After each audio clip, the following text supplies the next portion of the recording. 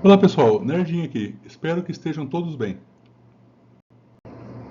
Antes da gente falar sobre sensores, atuadores, transmissores, falar um pouco das redes industriais, sistemas de controle, sistemas supervisórios e normas ISA, é importante a gente falar um pouquinho sobre os tipos de processos industriais.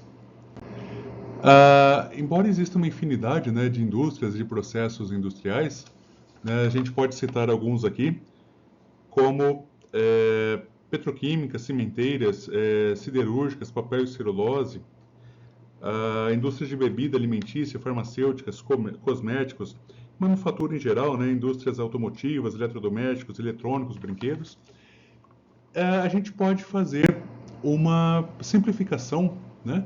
E do ponto de vista da automação, a gente pode dividir todos esses tipos de indústria com características de processos contínuos, processos em batelada e processos discretos, né?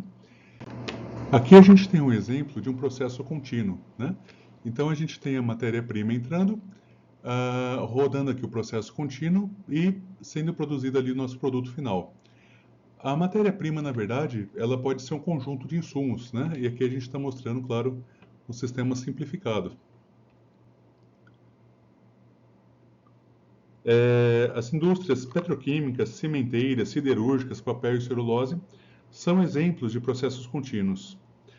É uma característica, né, desse tipo de indústria que eles têm muito poucas paradas, né? Geralmente você trabalha aí vários meses, anos, né? Um ano e meio, 2 anos sem ter uma parada e depois você tem alguns dias de parada, né? Por exemplo, uma semana, 2 semanas de parada, onde é um corre-corre danado, né? Porque imagina uma petroquímica parada, né? Então, até você retirar todos os instrumentos, fazer a calibração desses instrumentos e tudo mais, cada dia de parada é um custo muito alto, porque você está deixando de produzir ali, né, muitas vezes, milhares ali de dólares, né? Então, é importante que essas paradas sejam muito bem planejadas, né, para que não se tenha tanta perda aí de dinheiro, né? Ah, vamos mostrar aqui um exemplo de processo contínuo. Esse aqui é um jeitão do que a gente chama de campo, né? Onde ficam ali os reatores, os tanques, né? Os vasos ali, as colunas de destilação. Então vejam que são muitos tanques, são muitos tubos, né, para todo lado ali. E aí basicamente a gente tem ali passagem de gases, líquidos, vapores, né? Então aqui já dá para a gente ter uma ideia, pessoal, das variáveis que são medidas aqui nesse ambiente, né?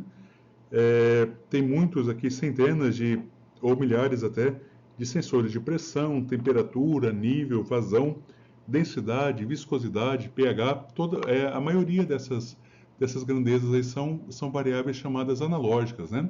A gente vai entender um pouco mais aí para frente, tá? Saindo do mundo contínuo, a gente fala um pouquinho aqui do mundo do processo em batelada, né? O processo em batelada, ele vai estar sempre muito ligado ao que a gente chama de receita e de lote, né? Daqui a pouco vai ficar mais claro isso. Mas, basicamente, o processo em batelada, ele envolve produção ou processamento de produtos em bateladas finitas, ao invés de ser um processo contínuo de produção, né? Como gasolina, por exemplo, né? Essas bateladas podem ser medidas em litros, galões, quilogramas, né? E uma batelada ela tem características bastante específicas, né? O seu peso, tamanho, cor, matéria-prima, aditivos, catalisadores. As indústrias de bebidas, alimentícia, farmacêuticas e cosméticos são alguns exemplos desses processos em batelada, né? Então imagina lá que você comprou um shampoo, por exemplo, e o shampoo está bem diferente dos lotes anteriores, né? A hora que você abriu, por exemplo, ele escorreu tudo com uma viscosidade igual à água, por exemplo, né? Então, né, você pode até voltar ali no vendedor, ou entrar em contato com o fabricante, né? E pelo lote ali, que geralmente é marcado ali no fundo do pote, do shampoo, eles vão conseguir checar o que aconteceu, né? Se houve uma falha no processo, se algum insumo ali estava adulterado, né? Para que você não tenha aquela característica, né, de viscosidade do shampoo, por exemplo, tá? Então, esses são processos em batelada, né? Sempre pensando aí que você tem uma receita, né, para você fabricar aquele produto, né? E está sempre ligado também com a ideia de lote, né? Pessoal, aqui a gente entra no mundo, então, dos processos chamados discretos, né? Então, o processo discreto, ele se caracteriza pela produção de unidades individuais e separadas de um produto, onde cada item passa por uma série de etapas distintas. A produção ocorre em unidades distintas, muitas vezes montadas a partir de componentes pré-fabricados. Cada unidade do produto discreto pode ser contada, inspecionada e manuseada individualmente, né? Como exemplo, nós temos indústrias automotivas, eletrodomésticos, eletrônicos e brinquedos, né? Vamos imaginar, por exemplo, a montagem de um laptop, né? Então, geralmente eles entram ali numa esteira, né?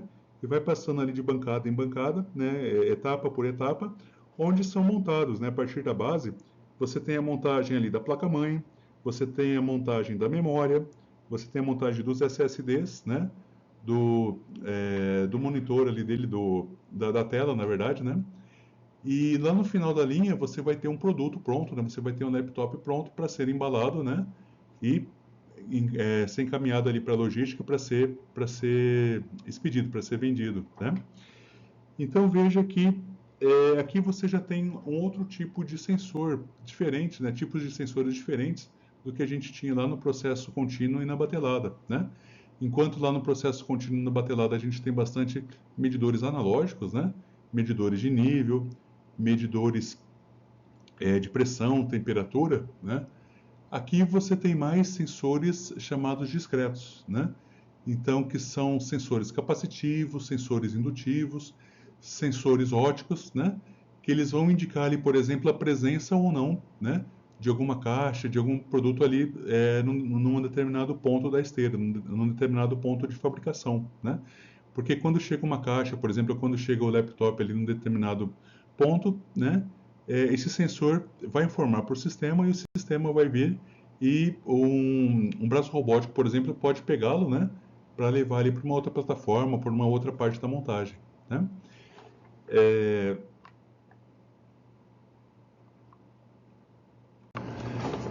Aqui estão as bibliografias principais utilizadas aqui para essa nossa conversa.